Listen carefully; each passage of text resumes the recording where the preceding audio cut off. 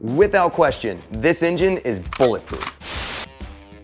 Hey guys and gals, welcome to Garage Gear. I'm JB, giving you the best tips and tricks to survive life in and out of the garage. Let's talk about what's going on here. Hello, Deere. This is a John Deere Jx75. This baby went for over 800 bucks back in the early 2000s. Now the manufacturing date code here on the deck appears to be June 5th, 2000. She's 23 years old, and this girl is F-I-N-E.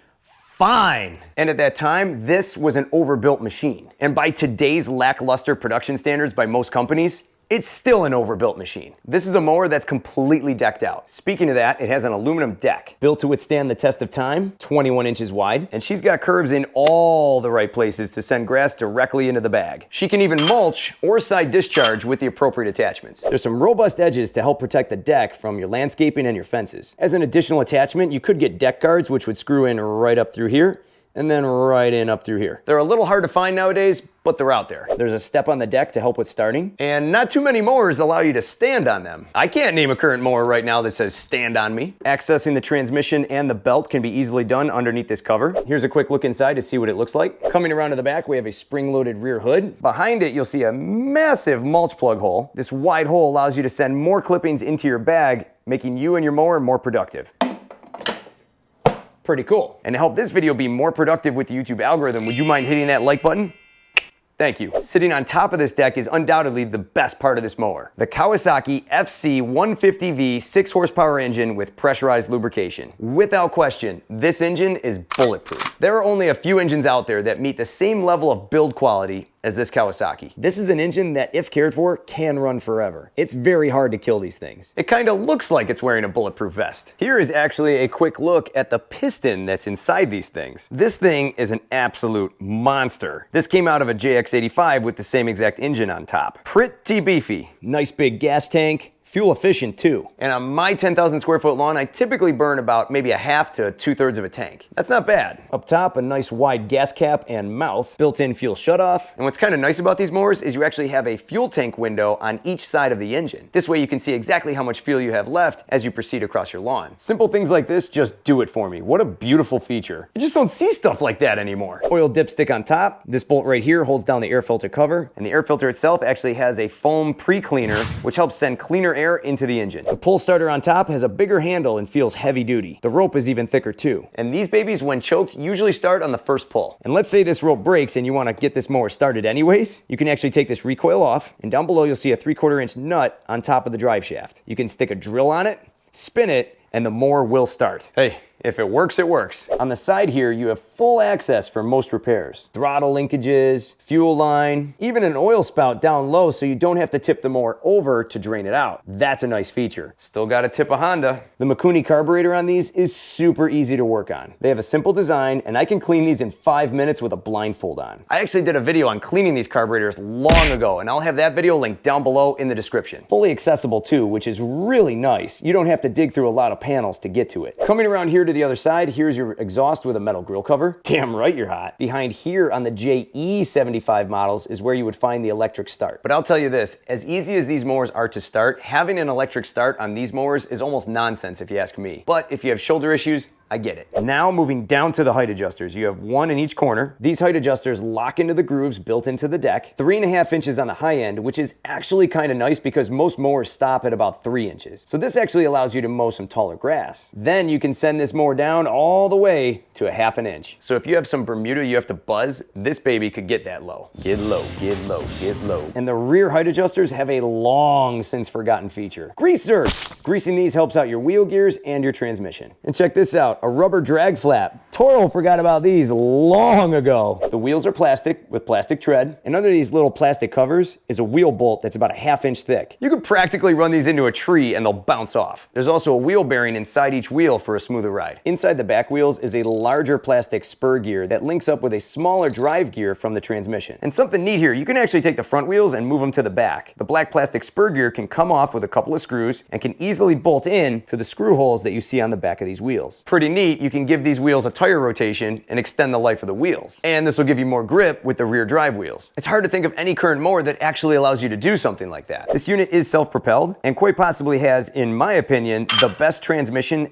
ever made. Look at the size of that thing. Now, some may say differently, but I have worked on many of these mowers, easily 50 of them over the years. And I've only seen one of these transmissions over the years not working. And it was beat to hell. It may or may not have been ran over by a car. Well, let me say this, it still worked, but the belt pulley on the top wobbled like crazy. Super easy to drive these mowers. All you simply have to do is pull up on this lower bail and away you go. There's 5 speeds on this mower. 4 and 5 are usually transport speeds. They're just way too fast and you'll be running behind this mower. 1 is really slow and mainly used for cutting taller grass. 2 and 3 are gonna be where you wanna be because that's actually a nice cutting speed. This mower has a blade brake clutch with a heavy duty spring inside. And what's really nice is you can drive this mower around with the engine running without spinning the blade. To engage the blade brake clutch, you're gonna simply pull down on this handle and then push down on this lever.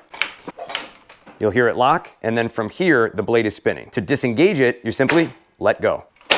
The handlebars themselves are a 1-inch tubular design with heavy-duty bolts and 3 different height positions. And something that's really nice here, rounded corners so you can make turns easier in tight spaces. Unlike something stupid over here. These really help so you're not dinging up your fences. Plus you have 4 adjustment knobs so you can fold these handlebars down for easier storage. Another great feature to have. The bagger on this mower is really deep. Almost twice as deep as the bag on the Honda HRN. And with the wide exit hole on the back, you can fit a ton of grass inside. Well, if you're ready, I'm ready. Let's go take this 23-year-old hottie for a spin. Now to start this mower up, we're gonna push the choke down all the way and then simply give it a pull.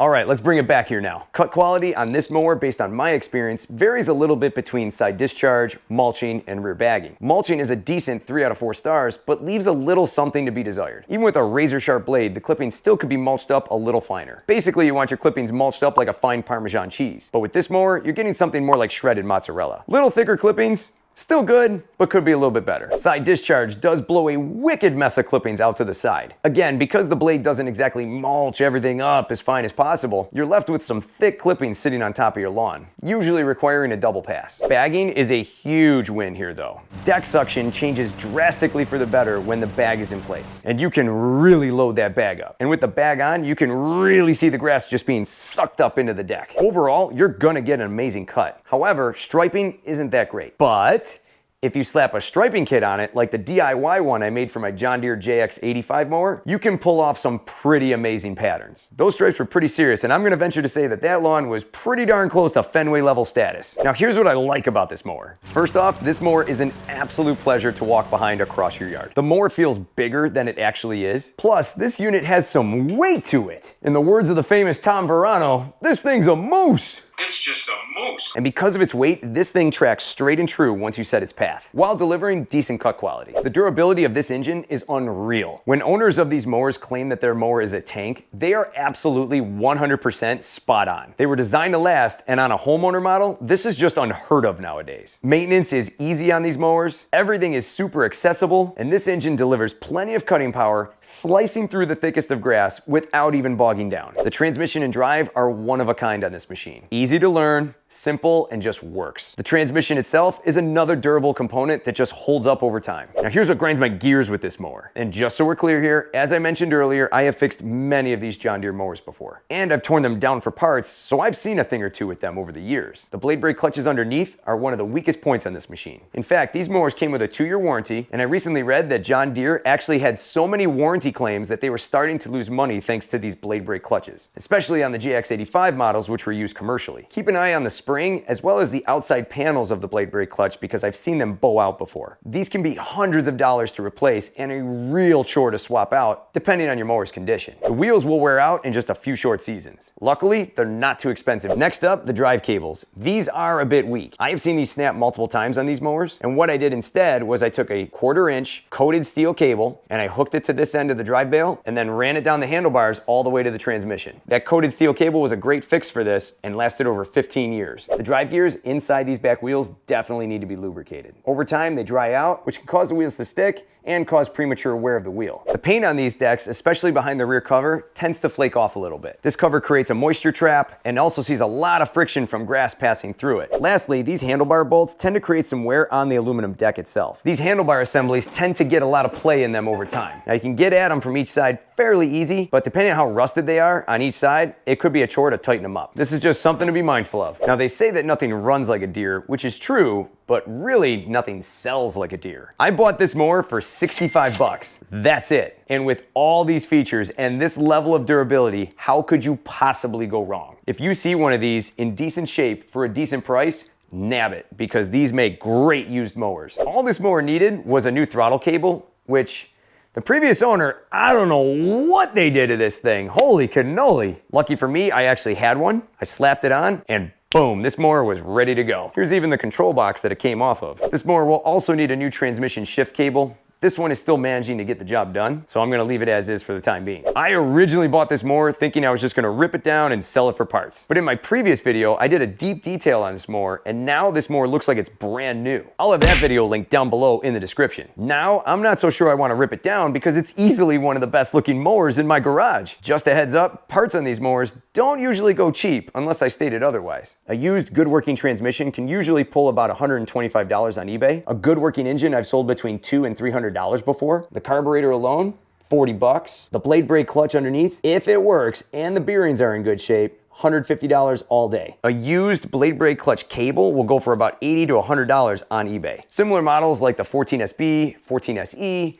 and the commercial level Jx75s all had similar designs, and in many cases parts were transferable between the models. So you could steal a part from a 14SE and put it on a Jx75. There is a lot of value here in these mowers. The durability of the John Deere Jx75 and other models was unrivaled at the time. John Deere was definitely onto something, and the Jx75 was easily one of the best mowers ever made. For more cool garage gear content, click or tap the screen right here. Thanks so much for watching, and I'll see you in the garage.